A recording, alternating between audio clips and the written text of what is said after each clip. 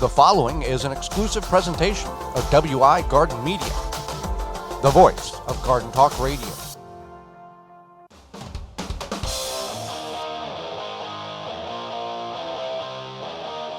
Coming up on the program today, we're going to go over storing your harvest the right way, or the best way, and animals in the garden, how to deal with the good ones and get rid of the bad ones. Our guest will be host of PBS's Growing a Greener World, Joe Lample, and we'll answer your garden questions, and that all starts right now. You are listening to the most informationally packed hour of garden-focused radio in the country and on the internet with your host, husband and wife team Joey and Holly Baird.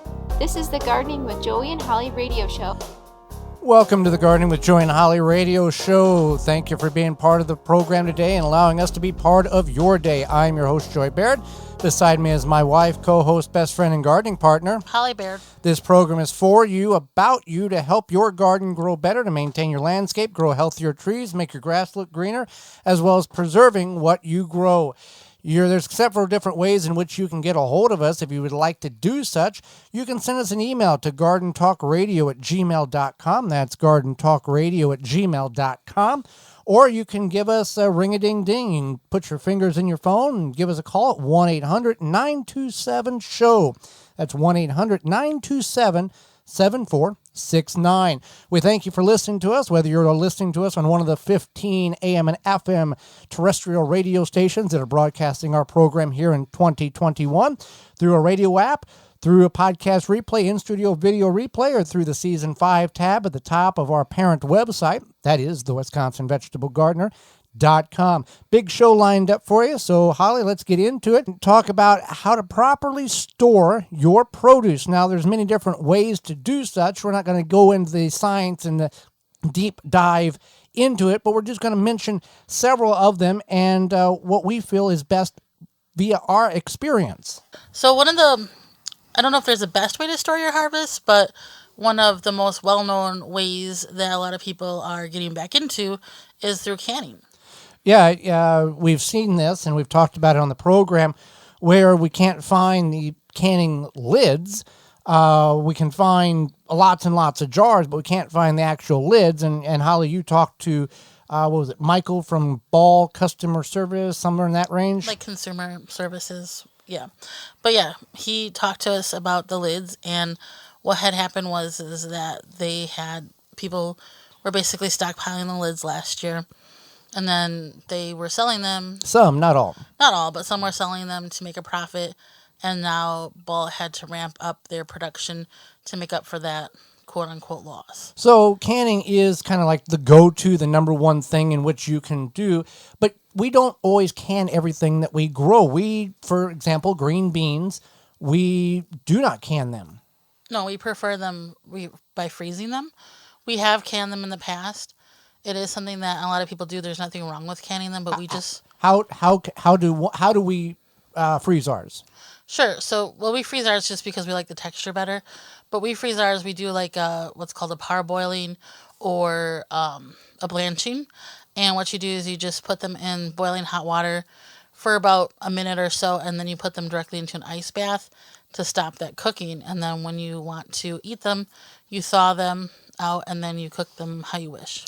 Yeah, we've tried to, and back when many of you and I had grown up, you didn't pressure can green beans. You water bath them for like 3 hours or some crazy time duration such as that. But then it became unsafe for the water bath canning procedure to do. So that's why the National Home for Food Preservation, National Center for Home Food Preservation, deemed it unsafe unless you pressure can. But it's just too mushy for us. We just don't care much for the mushiness. Now, if you have the availability or mimic something such as a root cellar, you can do that. You can store it. Even a root cellar, not so much the traditional definition, but let's say a basement. Right. So yeah, you could do a basement. You'd have to kind of figure out the best area, perhaps, because I know like some people's basements are very climatized. Very climatized. Some basements are finished on one area and climatized, and then not on another area. So Yeah, so you want to think about that.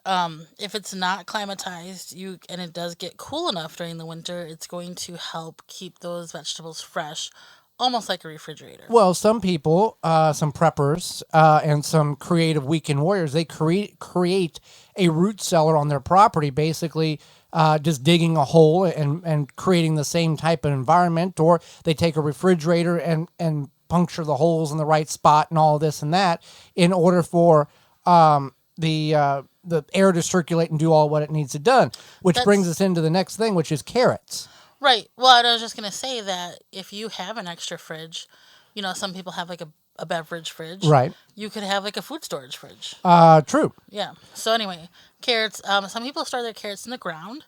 And what they do is over winter they don't harvest them in the end of the season. Well, now when we say leave them in the ground, it's not just look, they're tops, we walk away. They cover them with leaves, straw, a lot of organic material. I was getting to that, but yeah. So what they do is they cover them with probably about 2 to 3 feet of mulch or straw, leaves, what have you, some sort of organic material to help kind of insulate them in a sense, and then they would go out there and say, "Oh, I'm going to get a couple carrots for dinner."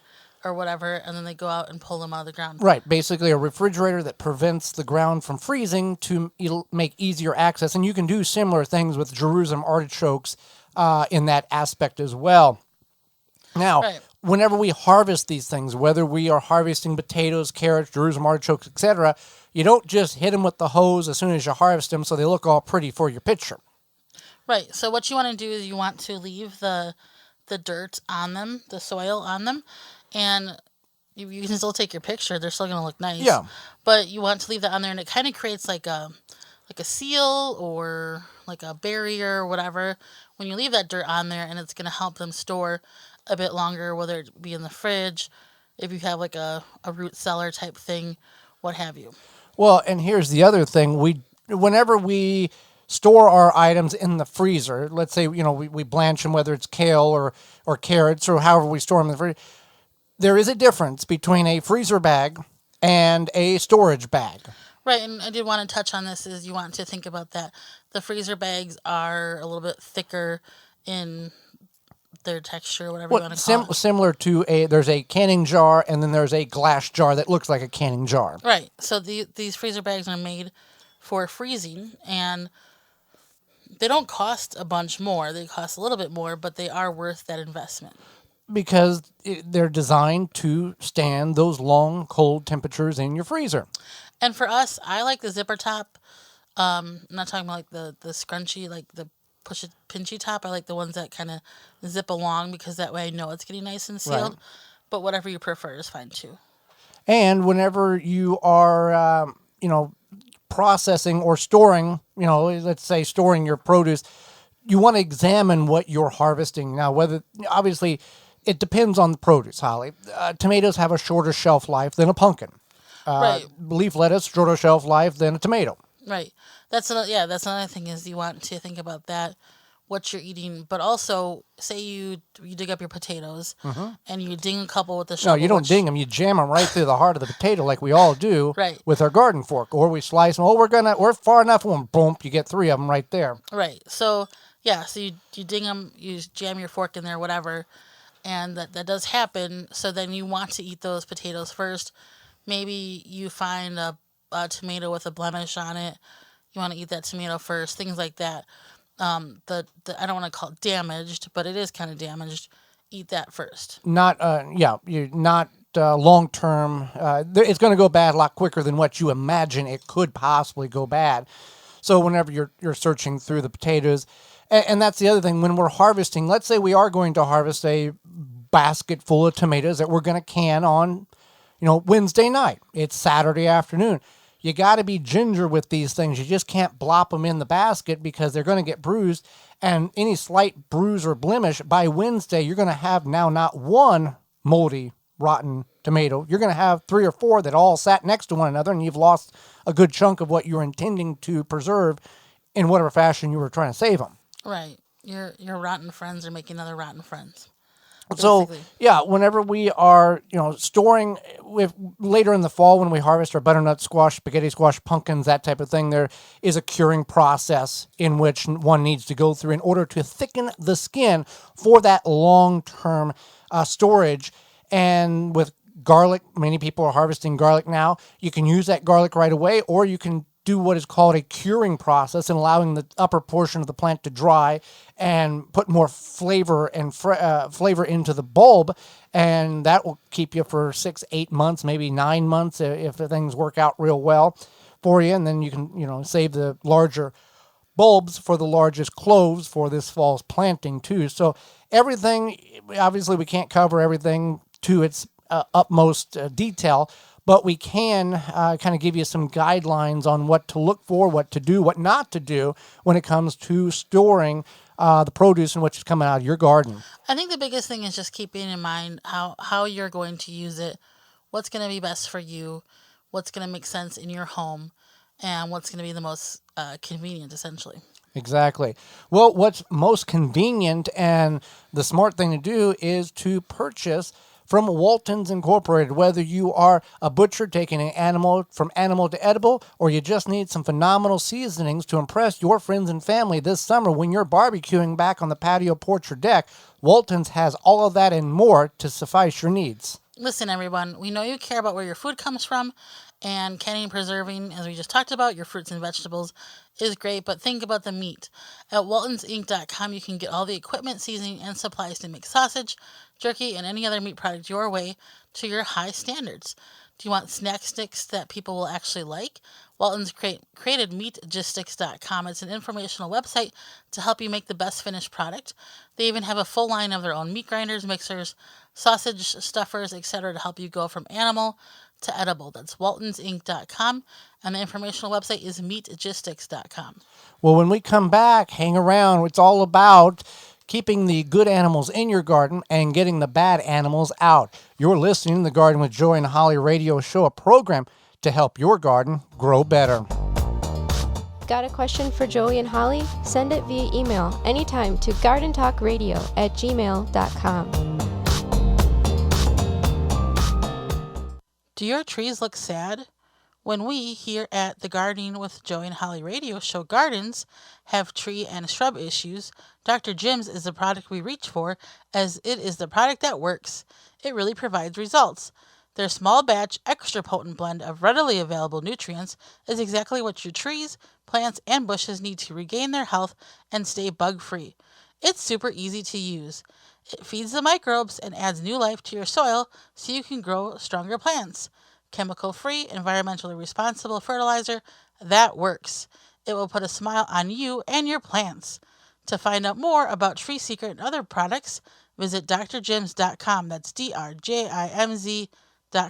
Chip Drop is a website you can sign up for free wood chip mulch delivery right to your door for free. Chip Drop connects homeowners and gardeners with tree services who are trying to get rid of their wood chips. You can also sign up to get free logs and firewood. Go to chipdrop.com to learn more and sign up for a free account. CousinsCompost.com offers a full range of compost and vermicomposting supplies, including the new Royal All-Natural Worm Bedding. Shop Cousins Compost for composting worms, worm castings, indoor and outdoor worm bins, and compost bins. Use coupon code REDWORM21 for 10% off your order at CousinsCompost.com. Deer Defeat is an all-natural repellent to keep deer, rabbits, and groundhogs away from your precious plants. Deer Defeat protects your plants day and night, dries clear, and odorless. It will not clog your sprayer. Deer Defeat works for 30 days through rain, snow, and freeze. Safe, effective, and works on rabbits. Money back guarantee. To purchase, go to deerdefeat.com and use code RADIO to save 10% on your order. Deer Defeat, it can't be beat. Looking for a non-toxic fly control? Call the Bug Farm, 1-800-248-BUGS, bugs. The number one key to healthy, productive plants are the roots. Starting from seed to full-grown plants, rootmaker.com has the answer. From seed starting trays with an innovative design that air prunes the roots, creating a fabulous root system, never again will you have root-bound plants, to multiple gallon grow bag sizes to raised beds. Rootmaker.com has your grow needs covered. Visit rootmaker.com. Use coupon code RADIO21 and get 15% off your entire order. The Gardening with Joey and Holly radio show is brought to you by the following: Pro Plugger, Dripworks, Waltons Incorporated, Tree Diaper, Janie's Mill, Phylum Bioproducts, Chapin Manufacturing Incorporated, Nature's Lawn and Garden Incorporated, Deer Defeat, Dr. Jim's, Rootmaker. Find all sponsors at the WisconsinVegetableGardener.com and thank them for their support. Welcome back to the Gardening with Joey and Holly radio show. Thank you for allowing us to be part of your day today. Well, let's talk about watering. Let's talk about rain. Well, many parts of the country are not having that type of availability, so Tree Diaper can help you with that situation in your garden. Well, right now or before Tree Diaper, watering shrubs, bushes, and other trees was not your favorite job on your property, let's be honest. But with Tree Diaper, it's not really a job. Tree Diaper is a revolutionary watering system that slowly releases stored rainwater when plants need it. The Tree Diaper is filled with water from rain or when you water, and slowly releases water over 3 weeks. No pipes, hoses, or electricity needed. Whether you're a first-time gardener or advanced, Tree Diaper will improve the way you water your plants. Every time it rains, Tree Diaper recharges. Made in the USA. Check out all the sizes they have available at treediaper.com. That's treediaper.com. So many people have problems with animals in their garden. So there's some animals that we're happy to have in our garden. Animals, insects, butterflies, birds, bees, ladybugs, that type of thing. But there's also animals and insects that we don't want in our garden. So we're going to cover some of the animals that we want not in our garden and some of them that we do in order to kind of keep things balanced.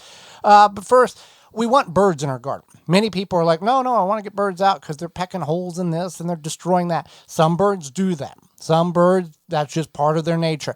However, if you incorporate enough, and it's not 100% foolproof, but if you create enough of an environment for them, they will most of the time leave things alone for you to enjoy your garden, and they can enjoy your garden as well. We've got bird feeders set up. Right. So we have the bird feeder set up.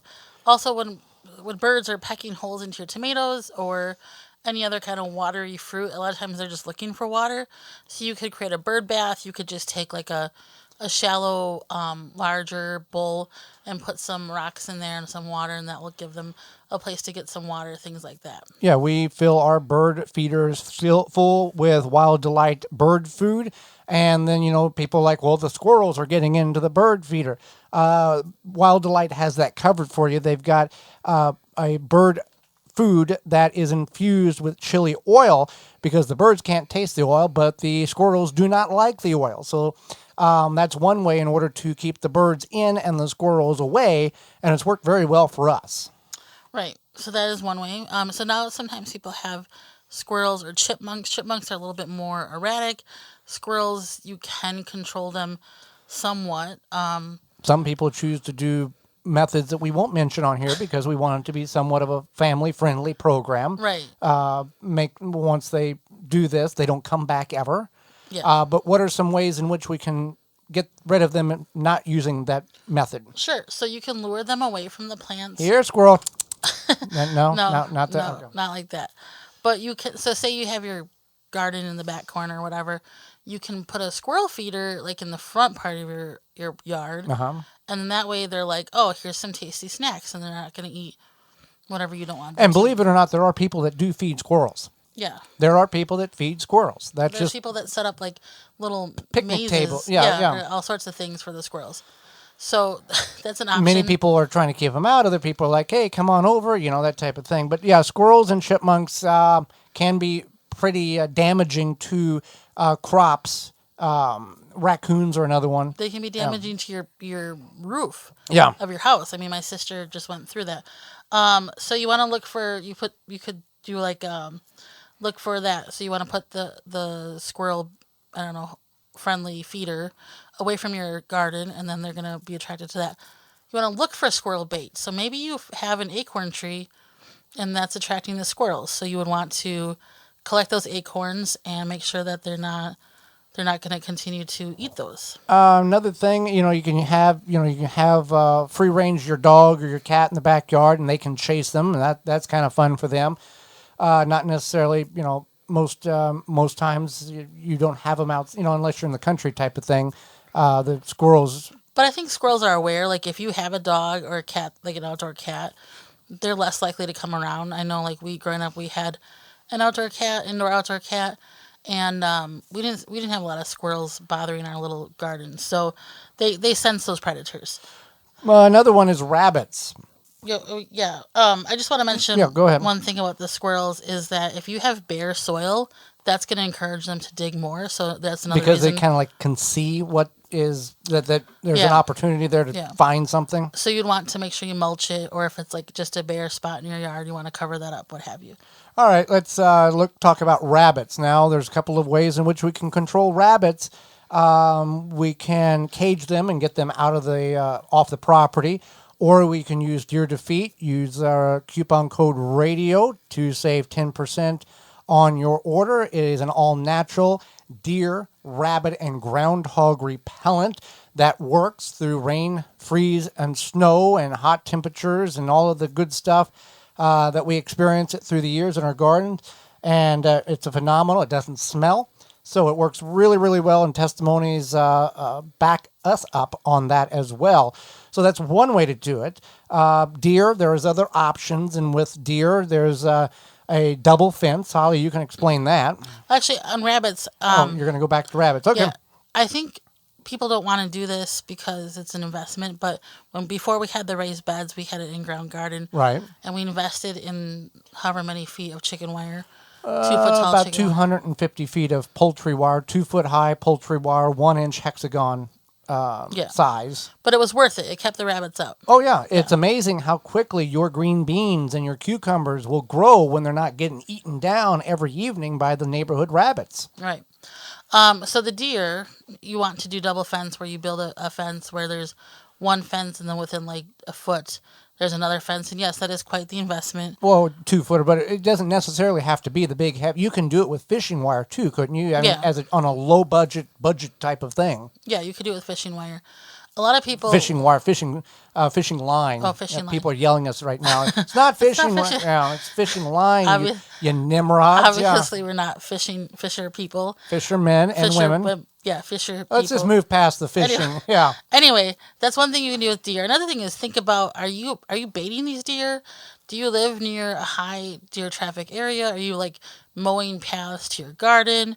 Are you maybe like... Do you have the very sweet, tender stuff on the outer portions That's another thing, of the garden instead of inside, and surrounding the outer side with less appealing appetizers that deer may not necessarily want, and they're not going to walk through the garden because they're maybe not feel so secure. So if you put your sweet peas and all that kind of wonderful stuff on the outside, they're going to sit there and eat it away. And sometimes if you send your kids outside to play every evening, those deer never come around because they're so spooked. Like one of my coworkers has smaller children. They're always outside in the evenings. She doesn't have any issues with deer, but her neighbor does because the deer won't come in her yard, but they'll go in the neighbor's yard. Yeah. Cats and dogs. Now, if you've got your own cats and dogs, you maybe can train them or watch them as they go in the backyard. However, citrus is a very good deterrent for cats and dogs. Simply just orange peels. You throw them on top of the ground, and that will help detour or cause a fragrance in which they're not wonderfully appealing to them. Lavender is another smell in which cats do not like. What are some other ways in which we can get rid of cats? Now, if they're neighborhood cats, as much as you may not want to, you can live trap them, and then have the Humane Society come and pick them up or take them somewhere else.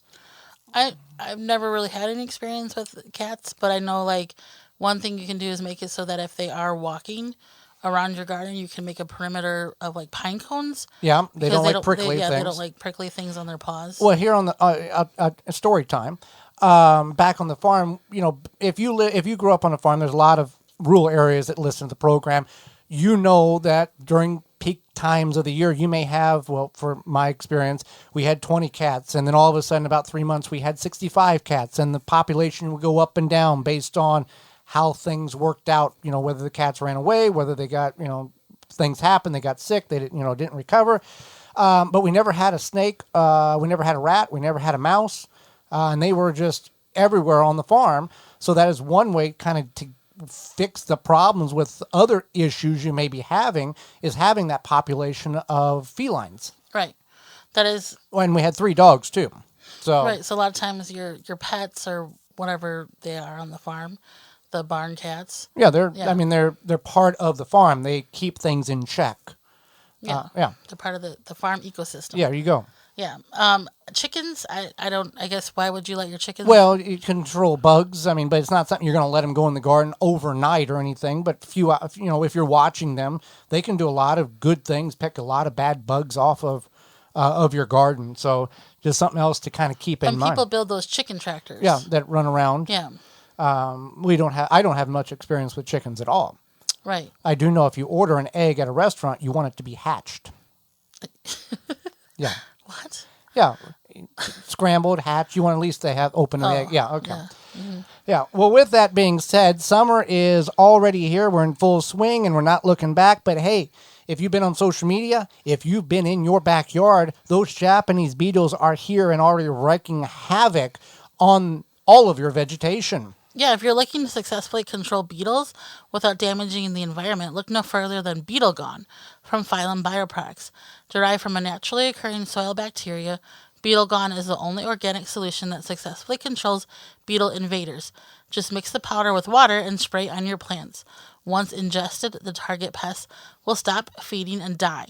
And since it's an organic BT product, you know it's a great choice to use on your fruits and veggies in addition to your ornamental flowers and trees. Not only does Beetle Gone work, but the best part about the product it's safe to use around beneficial insects such as ladybugs, butterflies, and bees, and has no issue with water toxicity. That's Beetle Gone from PhylumBioproducts.com. That's PhylLom Bioproducts.com. Well, when we come back, it is time to talk with PBS's host of Growing a Greener World. Joe Lampa will be with us, so hang around. You're listening to the Garden with Joey and Holly radio show. Have a garden question?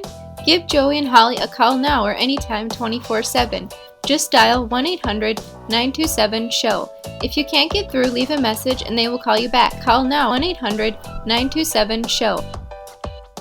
This week's garden tip is brought to you by Yard Glider, the cart without wheels, loads without lifting, hauls more, dumps faster, built to last, and built for hard work. Multiple sizes available at yardglider.com. That's yardglider.com. Mowing your grass high, 3 to 4 inches, has many great benefits. One, it shades out weeds. It also reduces the evaporation from the soil as it produces shade, and there's many beneficial insects that can live and thrive in that tall grass. It promotes establishment of large root systems, which is more drought tolerant. The clippings can also fall through the grass, not be seen, and feed the soil.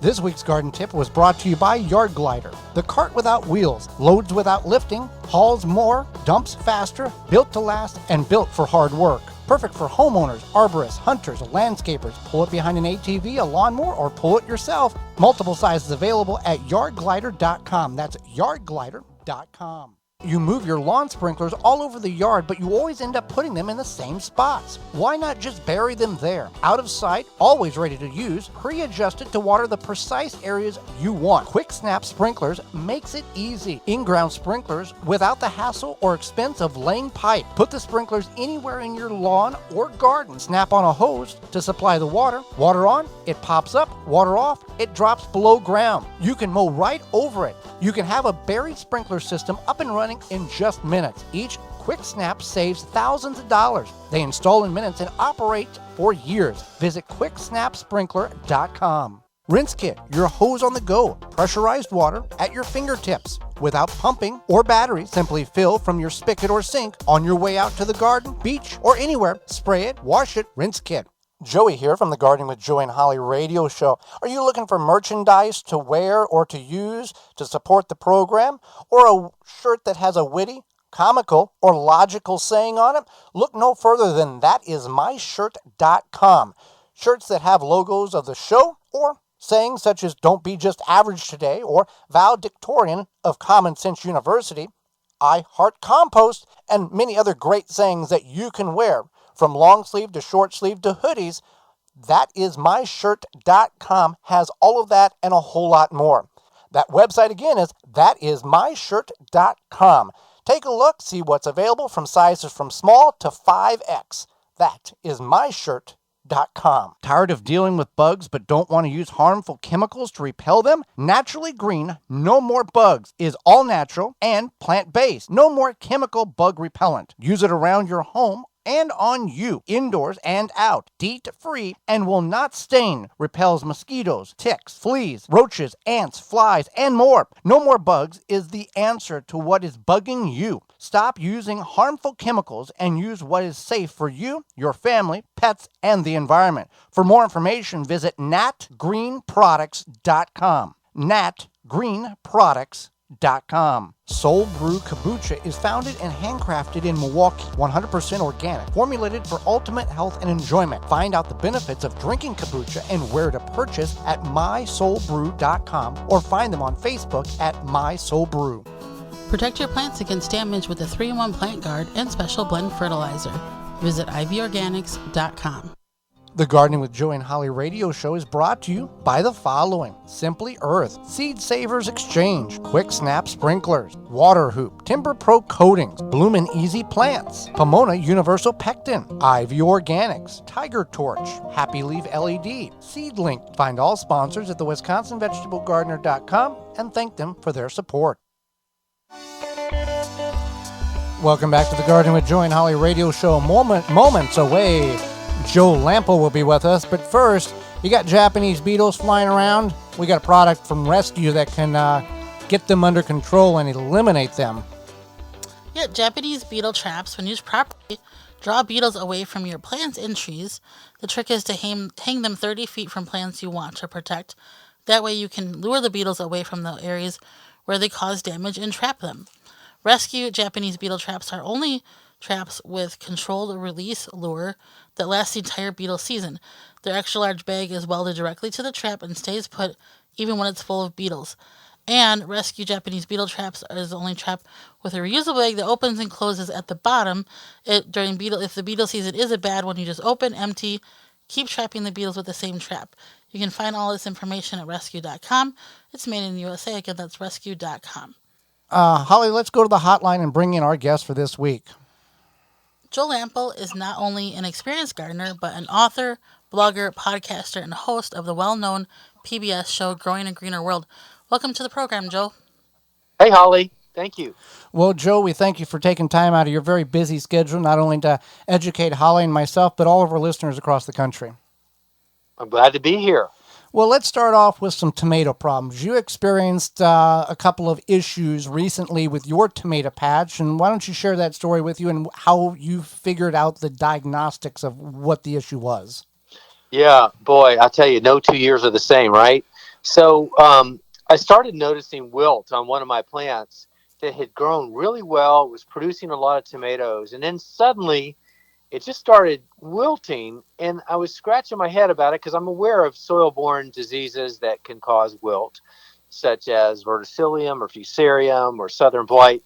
But as I was watering at the base of the plant with my watering wand, which I often do because I enjoy hand watering and it gives me a chance to stare my plant down and notice any changes. But I was putting pressure on the soil with the end of my watering wand, and the watering wand was just easily going into the soil, whereas normally you would think it would just stop at the base and stop, but it was like sinking in. And then I was watching the soil and it was like imploding around my plant, and I'm like, what the?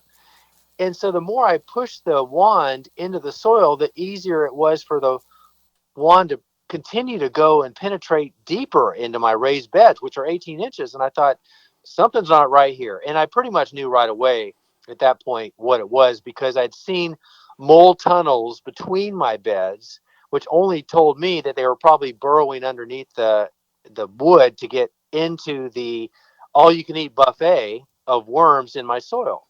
And so it's like submarines in the ocean that are, about to fire these torpedoes that are going to take out whatever their target is. And in my case, the submarines were the moles, and the torpedoes were just there gnawing through the roots and eating the worms and wreaking havoc underground in that soil food web. And it was really wreaking havoc on my plants. And so uh, that's what happened. And I kept watering, hoping that I would get some recovery and the roots would regenerate and so forth. But in the case of a couple plants, that just never happened. So I haven't taken them out yet because I haven't had the heart to do it, but I'm ready to throw in the towel on those. And then on the other ones that I had wilt, I had southern blight, which is a bacterial disease that is soil borne, and it comes from just a buildup over time of planting the same family in the same location too many years in a row. And I raise my hand to that as being guilty because I love growing tomatoes and I don't have an unlimited space to do it. So I defy the odds, or I think I can, and put the same plants in the same location year after year. And sure enough, it comes and bites me.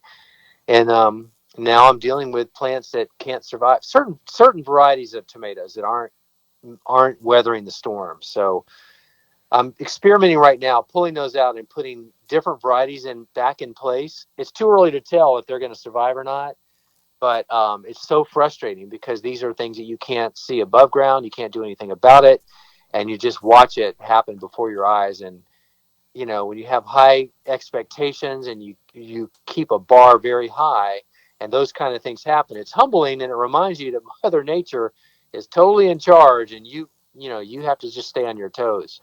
Now, two questions in regards to that. One, how many years do you feel or do you know it's safe to plant the tomatoes in the same spot? And then with a problem such as this, do you take that and turn that into a teaching lesson for the television show? Yeah, I say first part of your question, I'd say 2 years, 3 years max before you start the pathogens start to build up in excess to the point that you're not going to get away from it. It's just a matter of time, Joey. And then anything that I do is a teachable moment. It's great to showcase all the successes, but where I really feel we all learn is through our challenges, our learning opportunities. Some people call them failures. I look at everything as a chance to learn more and improve upon it.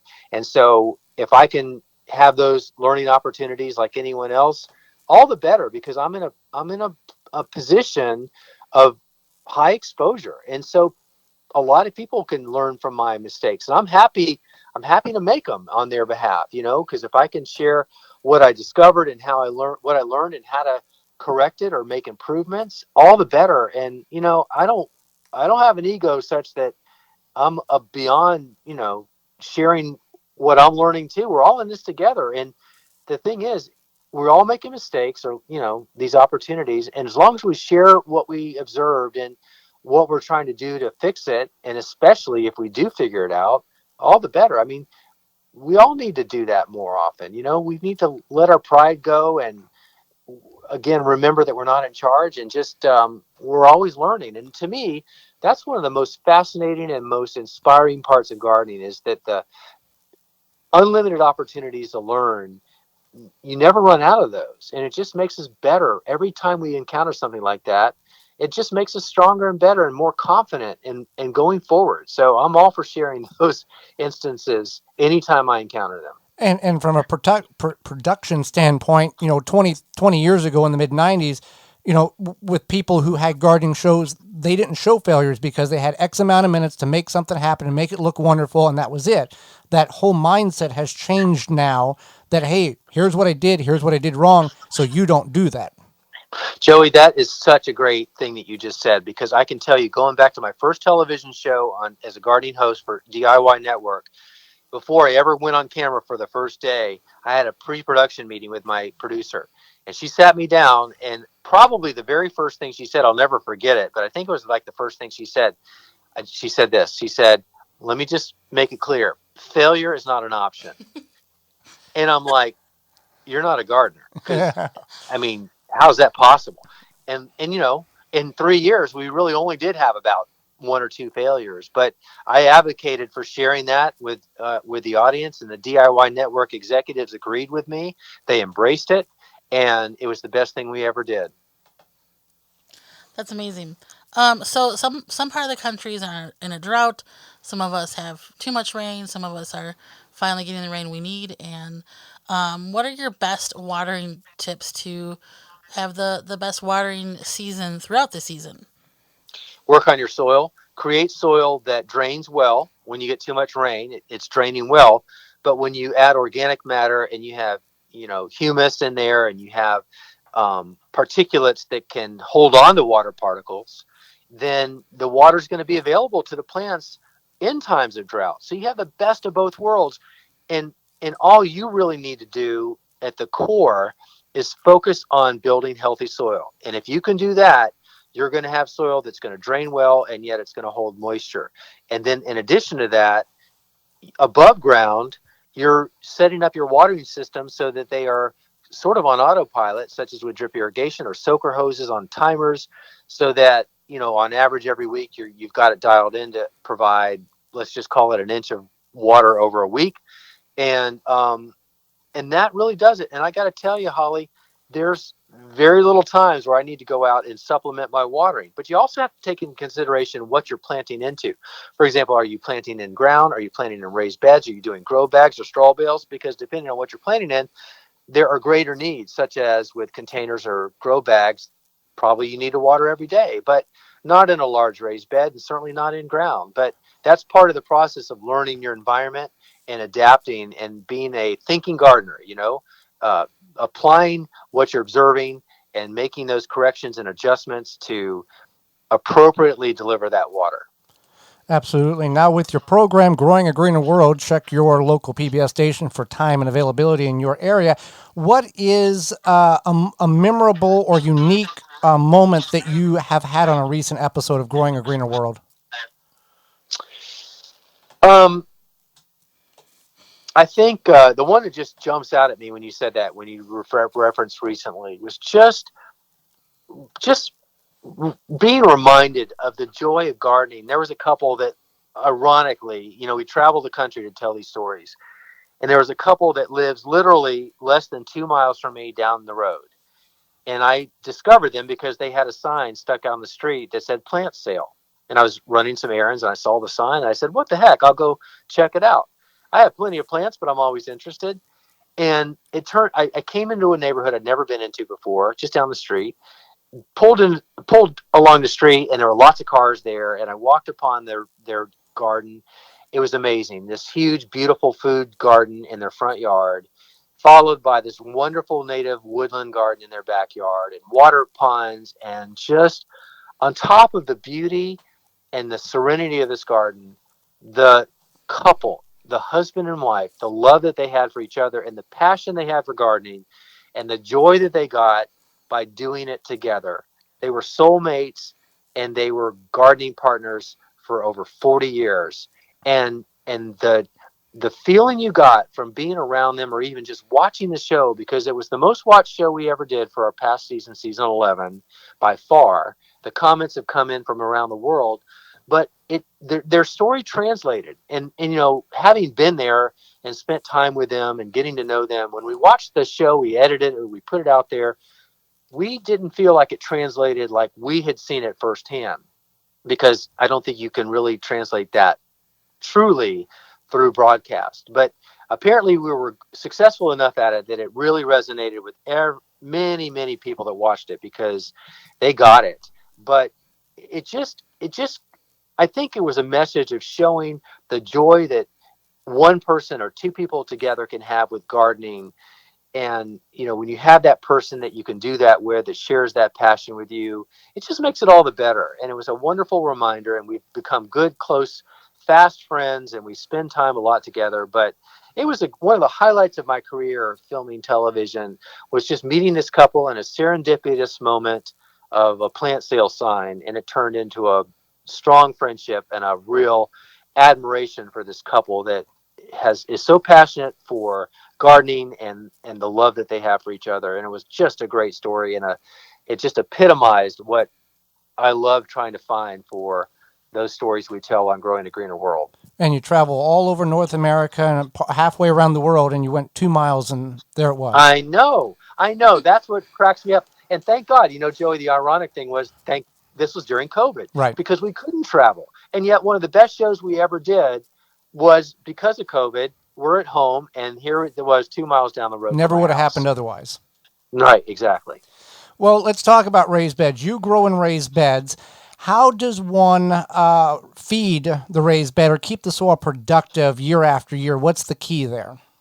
The key is to amend it with organic matter, namely compost, once or twice a year, as I do between the growing seasons. So coming out of my cool season and the late spring, going into summer, when the beds, I clean out my crops that are kind of on the tail end, my brassicas and my cool season crops to make room for the summer crops. And while I have that blank slate, I go ahead and top dress with about an inch of compost. And a lot of times I'll use a broad fork and I'll open up some space in the soil. That's not tilling. It's just opening up a little bit of space in the soil. The compost makes its way down a little bit deeper. And then I plant my warm crops and vice versa at the end of the warm season crops. The garden gets cleaned out again for my cool season. So I repeat the top dressing, soil amending, composting a couple times a year. But even if you did it once, that's great because there's so much in compost that money can't buy. The microbiology, the nutrients, the microbes, all of those things that work symbiotically in the soil to feed the plants. So you're amending the soil, so you're feeding the soil, and then the soil is taking care of feeding the plants by providing soluble based food that the roots can access as needed because you have created that environment for the soil biota to go to work and make that happen. So it's not so much fertilizer, Joey. It's not like feeding the plants with synthetic fertilizer. You're feeding the soil with what nature intended for them to have that allows them to get the nutrients they need and the texture and the tilth and the drainage and the moisture retention. All of those things happens because you just focus on good organic matter, namely compost. Now, do you feed your plants with an organic fertilizer, or do you rely on that compost to do that feeding? Yeah, for the most part, I rely on the compost, but about every 2 weeks during the most active time of the growing season, I do supplement it with a fish emulsion. Basically, in the first month, I'll do a 5-1-1 ratio, nitrogen to phosphorus to potassium. And then as we go into flower and fruiting, I switch over to another fish-based product, which is basically a 2-3-1 ratio, or a little more emphasis on phosphorus to develop the flower and the fruit.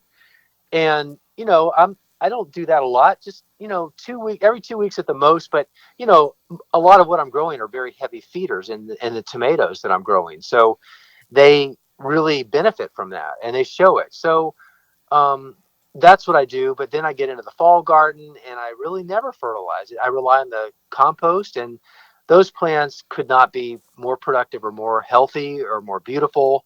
And I'm not doing anything in addition to just building the soil. That's really great, helpful advice.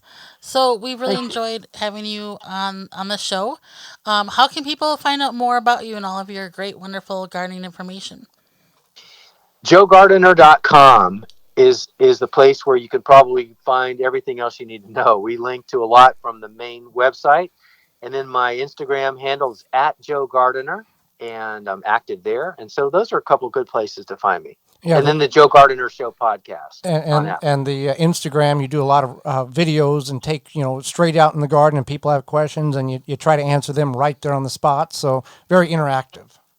Thank you. It's all real, man. There's no fluff. It's just who I am, and I share my mistakes as well as my wins. And that's a big benefit in today's society, is to show those mistakes, because not everybody. The mindset of, I never make a mistake, doesn't make people look too good. Nope, that is not authentic, and we don't need that. That doesn't help anybody. Well, Joe, we greatly appreciate the time you've given us. Thank you so much for being with us and educating not only Holly and myself, but all of our listeners. My pleasure, you two. Take care, and I look forward to catching up again later. Absolutely. Thank you. And when we come back, it's going to be about your garden questions, our garden answers. This is the Gardening with Joe and Holly radio show. Got a question for Joey and Holly? Send it via email anytime to gardentalkradio@gmail.com. Straight from the farm, field, and briar patch, Piper and Leaf Artisan Tea is a tea like you've never imagined it. Get our award-winning tea delivered right to your front door and become part of the Piper and Leaf family. Free shipping over $75 at piperandleaf.com. Brought to you by Blue Ribbon Organics, providing locally made organic compost and soil blends for gardens, farms, landscaping, and more. Visit blueribbonorganics.com or call 262-497-8539 to find their products nearest you.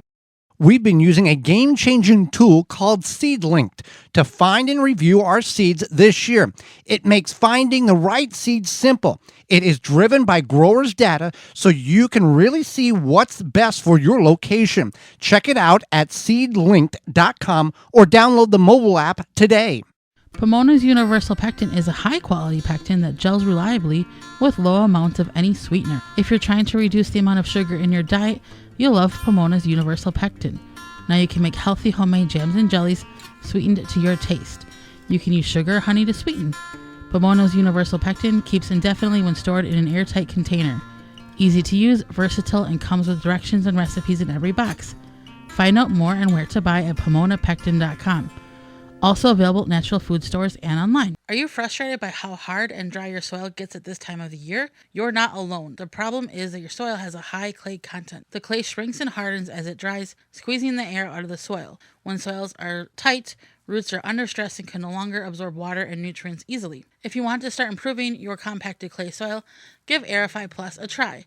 For 20 years, homeowners and landscapers have been using liquid Aerify Plus to aerate and bioactivate their soils. Aerify Plus contains a soil penetrant as well as a liquid humates and seaweed. Visit our friends at natureslawn.com to find out more about this amazing Aerify Plus product. That's natureslawn.com. The Water Hoop is a portable water sprinkler system that allows you to target water evenly around the root ball of your tree or bush. Conforms to various shapes for your watering needs. The Water Hoop reduces runoff and saves money. Visit waterhoop.com. Organics.com. And Holly Radio Show is brought to you by the following: Blue Ribbon Organics, Naturally Green Products, Ironwood Tool Company, Easy Step Products, Rinse Kit, Soul Brew Kombucha, Wild Delight, Rykon Vitova, Chip Drop, BaleBuster.com. Find all sponsors at the WisconsinVegetableGardener.com and thank them for their support.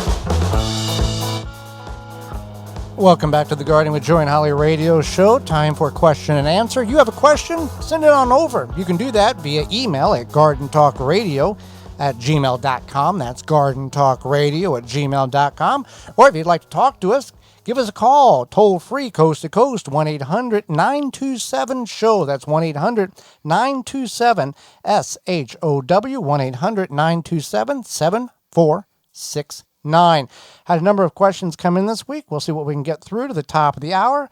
Holly, let's see here. Something I've never understood is why it's called sunchokes. They look nothing like artichokes. They are not related to them at all. They're a tuber and not a flower or fruit. And from what I have read, they taste like a potato but sweeter, which that's kind of true. It has a little earthy taste. This is a Jerusalem artichoke or a sunchoke. Why are they called that and not something more relatable? Sure. So they're also sometimes called sunroots, earth apples, and then obviously sunchokes. They're neither artichokes or they're from Jerusalem. And it does have that brown skin that makes it a tuber like a potato. And it's actually a member of the sunflower family with origins in Northern America and Canada. So yeah, I think the reason why is because there's a Spanish word called girasol or urasol, which is the word for sunflower.